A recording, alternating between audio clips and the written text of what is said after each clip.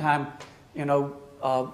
was talking about American Orthodoxy, and when was the church going to become more American? I said, well, golly gee, St. Anne's and Oak Ridge is very American.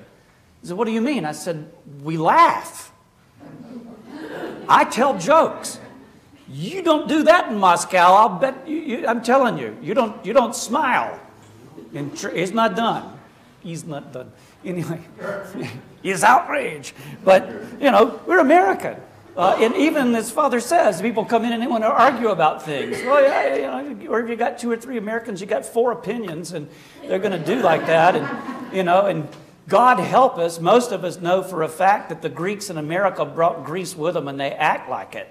So God help you. But I got a brother-in-law converted to the Orthodox Church in Waco, and only had a Greek Orthodox church. And he called and told us about it. He was talking to my wife, and he said something about their retreat for the parish council. She goes, oh, Joe, you're not on the parish council, are you? He says, oh, it's worse than that. She says, you're the president? You convert and become the president of the parish council in the Greek Orthodox Church? That's baptism by fire. But, so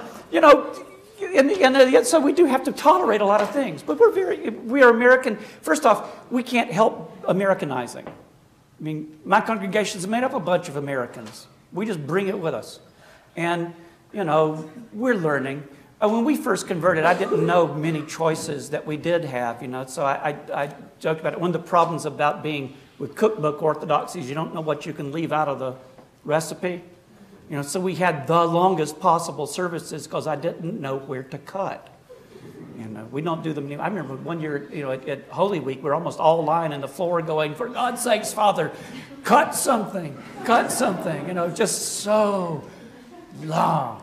And they don't do it that way in the old country unless you're in a monastery. So I've learned now as I'm much wiser and had more practice and traveled more widely and seen things, how you do it.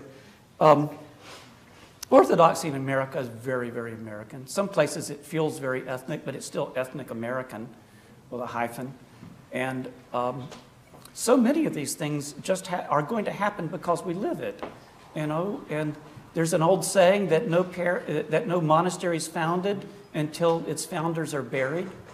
That's certainly true of a parish, I can look ahead, and I talk openly now with my parish council about my retirement, which will be in about 4 years.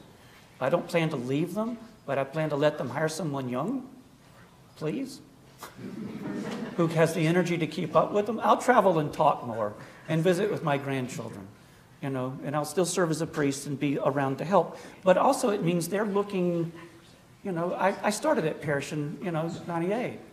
Now they're thinking about it, what does St. Anne look like without me? I think about looking at St. Anne without me.